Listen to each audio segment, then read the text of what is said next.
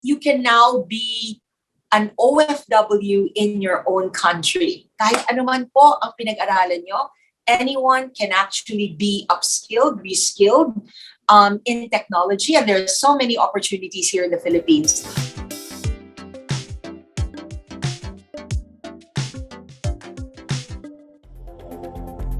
Sa kabila ng nararanasang pandemya, patuloy pa rin ang pag-alis ng ating mga kababayan upang magtrabaho sa ibayong dagat. Patuloy pa rin kinikilala ang galing ng Pinoy saan man sa mundo. At naririyan ang Digital Pilipinas na patuloy na sumusuporta sa ating mga OFW saan man kayo naroroon. Muli po makakasama natin ang globally awarded brand architect, isang marketing and communications innovator walang iba, Miss Amor Maclang. Hi Miss Amor, welcome back!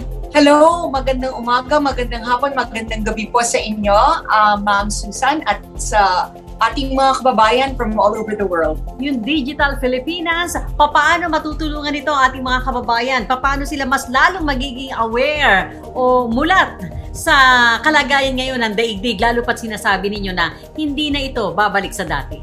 One of the things na kailangan nating i-accept, no, ay how to be open to learning new things, right? So let's stop reminiscing about the life that we had 2 years ago. Ngayon, it's all about being future-looking, future-forward thinking. And on that note, no, 2022 is a very important year for all of us. And since you have the ear of the OFWs, allow me please to kindly take this opportunity to ask our OFWs to kindly consider voting only for candidates with a technology and an innovation quotient. In other words, hindi lamang mga motherhood statement. Kailangan natin i-challenge ang mga tumatakbo. Ano ang plano mo para maging mas digital Pilipinas tayo? Dahil nasa sa atin na bilang mga Pilipino para maging number 1 when it comes to technology. Hindi tayo pwedeng maiwan dahil ang ating mga leader ay hindi nag-iisip ng ganon, no? Kailangan natin i-demand yan out of the leaders that we intend to elect for 2022. Gusto niyo sabihin sa amin, Ma'am Amor, ibang-iba na ang lagay ng daigdig ngayon kung ikukumpara tayo 10 years ago, 20 years ago, gone are the days, ika nga. Pag narinig mo, 'di ba, yung tinatawag na billionaire space race, no? Amazon's Bezos or Elon Musk, Richard Branson, anong mga pinag-uusapan nila? They're all talking about the space race, the moonshot, right? Sino mauunang darating at makakapagdala ng tao sa moon? What that means is people from all over the world, what they are looking for is a leader that can propel them into the future. So someone who is technologically and innovation-oriented, kahit na, di ba, ang daming mga chismis about Bezos naghiwalay or Bill Gates naghiwalay sa asawa, ganyan-ganyan daw. Pero do people care? No. They care about the leaders that we want, and the leaders that we need are those that could propel us to a technologically advanced future. Kasama po ba yan sa mga aasahan namin sa nalalapit na EWMS, eWorld Marketing Summit 2021, kung saan kayo daw po ay isa sa mga top-notch speakers mula sa 100 mga bansa?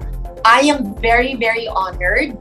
Napaka-honored po kami. Maraming salamat. Special shout out to our partner here in the Philippines, sila Ma'am Irene for Prime Trade, dahil na-gather nila ang mga speakers who all, hindi lang po marketers, makikita mo, they're all championing a digital Philippines. Halimbawa, from what I know, number 1, Mr. Edwin Bautista ng Union Bank, alam natin that from being a legacy banker, na-transform nila ang financial services system using technology.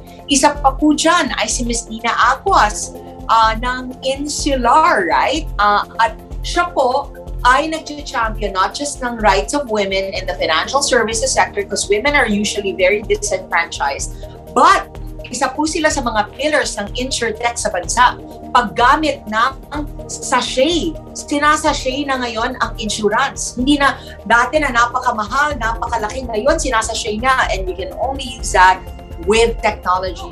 The underpinning for all of this is how do we become a digital Pilipinas? Because you know what? The unspoken truth is Filipinos, especially led by our OFWs, have put us at the forefront of the tech world. So maraming salamat po. Natuwa ako dun sa binanggit yung sinasashe. Opo, Pwede nang tingi-tingi. Tingi-tingi po, tingi-tingi. But the only way you can do that is to service the sachet insurance market is to use technology. At gumagamit po sila ng e-commerce. I don't want to preempt the presentation of Miss Nina, but grabe, nakita ko po kung anong ginagawa nila. They're using technology to reach people, right? Where no salesperson or no insurance agent can go. Same as Union Bank, right? Instead na maiisip mo na ang kalakihan ng bangko ay sa dami ng branches, hindi na. They're about to launch the first legacy bank to launch a digital bank. Even our Philippine government, mabuhay ang Department of Finance, nag-launch po sila ng official digital bank ng Pilipinas at ang pangalan po nito ay OF Bank, right? OF Bank, dedicated to OFWs and their families. So lahat po ngayon, sa binabanggit po ninyo, umiinog na talaga, umiikot na sa teknolohiya.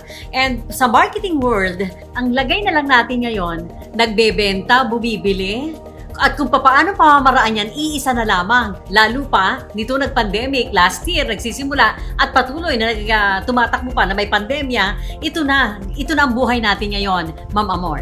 Pag sinabi po nila na marketer, akala lang po nila nagbebenta ng sabon, nagbebenta ng shampoo.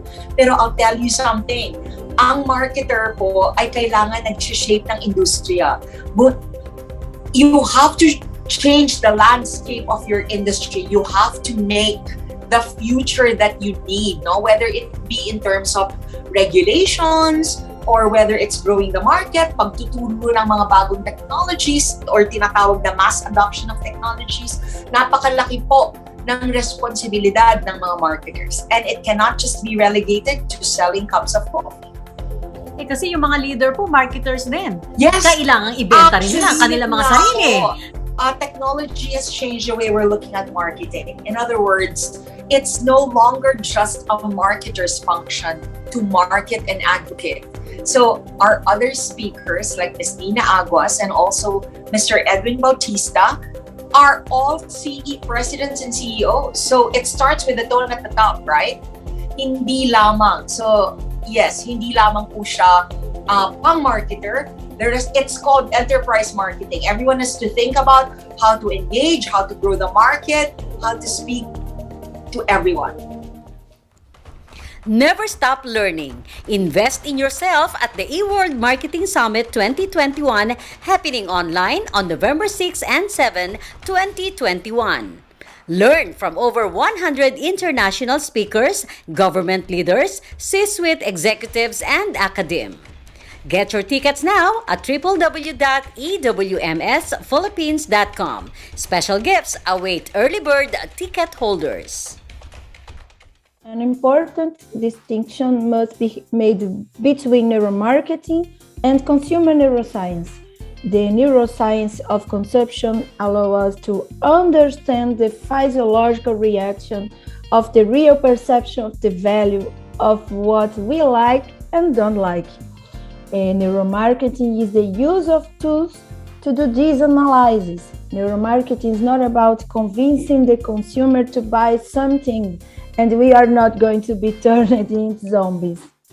Neuromarketing techniques are able to verify the neurophysiological and behavioral response of individuals that reflect the consumer unconscious and help to understand emotions. Emotion is the key to everything. Through neuromarketing, we observe people's emotional responses and leave issues that could have a social bias or the difficulty of the report itself. Culture, the sense of belonging, the desire for inclusion can lead us to decisions and behaviors that are not consistent with our construction, and even so we have them. Neuromarketing can also generate better experience. Mabuhay Philippines, I am Carla Menezes, and I invite you to understand a little more about neuromarketing and participate in the eWorld Marketing Summit in 2021.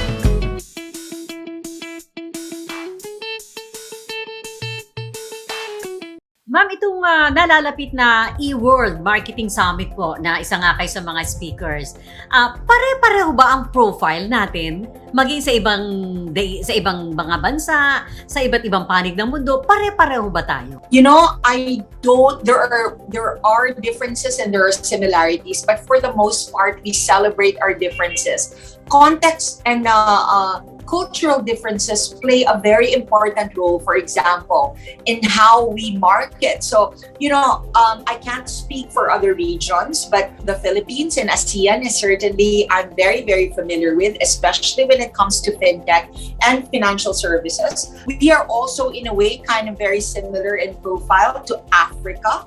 No? So Africa, India, multiple languages, multiple ways of engagement. Actually, when you go to India, mas maraming dialecto, mas maraming lenguaje compared to that of the Philippines. So there are similarities in the belt. The use of platforms are different. So for example, alam naman natin that certain platforms are banned in China. So that actually gave rise to certain other platforms that are endemic to a particular region. But by and large, ironically, the more there is technology in the play, the more localized the play is. So in other words, you talk about a global ecosystem. Yes, it's easier to access people from across the world, but it's becoming more and more hyper-focused, global yet local. But now, in an era of technology that has never been more true. Paano po higit lalo pa na matutulungan din maging yung ating mga kababaihan, katatayan, kung sino man na naiiwan sa loob ng mga tahanan. Kasi ngayon hindi na kailangan lumabas ng bahay para kumita, hindi po ba? Lahat pwedeng mag-income kahit nasa loob ng kanilang mga bahay. Totoo, meron po especially now with this phenomenon of work from anywhere. Can you imagine you can now do things like be a virtual assistant to anyone from all over the world? You know, we have meetings constantly with partners across certain markets, and age is no longer a barrier. Access to education and to upskilling. In other words, halimbawa, graduate ka ng home economics, pero gusto mong matutong white hat hacking, pwede na yan. Kasi ang dami ng mga facilities from work or learn from anywhere, right? So we can now be an OFW in our own country. So kadamihan po sa inyo, uwi na po kayo, invest back in the country, because there's never been a better time to be a Filipino and to be Asian. At paano nyo rin po mabibigyan ng warning o babala itong ating mga kababayan saan man sa mundo na kahit nga nasa comfort ng kanilang mga tahanan ay nabibiktima din, naluloko rin? Actually, yan po ang isang bagay, no? Very good point that you raised it. With the increase in digital transactions, similarly, the increase in digital crimes have also proliferated, no? So as a matter of fact, last June 2021, nasama po ang Pilipinas sa isa sa mga bansa na nasa FATF relist. In other words, marami daw mga breaches ng cybersecurity. Now, the thing that you have to understand about cybersecurity is it requires individuals to be secure, for organizations and for the country to be secure. In other words, hindi ang responsibilidad ng isang gobyerno o ng isang organisasyon. We have to have a cyber-secure mindset. And it's actually one of the advocacies in Digital Pilipinas, how to champion cybersecurity. And I'll tell you, that's one of the greatest imports of the Philippines as a digital nation. Pinaka-creative po ang mga Pilipino, no? Yung naalala niyo yung I love you virus dati na sinasabi, Pilipino naka-invento, ay isa siyang hacker na tinatawag. Pag narinig mo hacker, akala mo ay negatibo, pero merong tinatawag na mga white hat hacker who continue to champion to help other companies become secure. And we're very, very proud that our organization, guys, yung Maclang Digital Pilipinas, is partnering with RootCon, which is the largest local Philippine white hat hacker event. No? Kailangan po natin sila. Ang gagaling, ang tatalino ng mga Pilipino, and you can be a technology entrepreneur anywhere in the world. Well, having said that, Ma'am Amor, tamang-tama po na makausap ninyo personal na mag-iwan kayo ng mensahe sa ating mga kababayan na nakatutok sa atin saan man sa mundo. Nasa inyo po ang pagkakataon, Miss Amor. Wow, ano po bang sasabihin ko? First and foremost, maraming salamat po sa ating mga kababayan ng overseas because kayo po ang nagsimula ng tinatawag na fintech at technology revolution. Isa sa mga nauna, bakit? First is in the movement of money. Like I said, the first ever e-money was invented for and in behalf of OFWs in 1992 by a telco. The second innovation, dahil po sa connectivity, Web 2.0, which is all about social media, ang talagang nagtulong po sa ating mga Pilipino, kaya tayo namamayagpag ay ang ating mga OFWs. And now, I think the call that I want to make to all of you is, uwi na po kayo. There has never been a better time to be a Filipino and be in technology. Do not mind kahit ano man po ang pinag-aralan nyo. Anyone can actually be upskilled, reskilled in technology, and there are so many opportunities here in the Philippines. All over the world, nagkakandamatay ang mga puti at ang mga foreigner na dito mag-home base sa Pilipinas because we are one of the biggest markets in Southeast Asia after Indonesia and definitely one of the most tech-savvy in the world. Maraming salamat po. Thank you very much, Miss Amor Maclang ng Digital Pilipinas. Very timely naman ang kanyang paanyaya sa ating mga kababayang umuwi na daw po kayo't bumalik dito sa Pilipinas. Mula sa Pilipinas Online, Bantay OCW, ang boses ng OFW. Tatandaan po ninyo palagi, lahat po ng problema may solusyon. Pag walang solusyon, huwag na nating problemahin. Mahigit 24 na taon nang naglilingkod sa ating mga OFW at kanilang mga kamag-anak saan man sa mundo.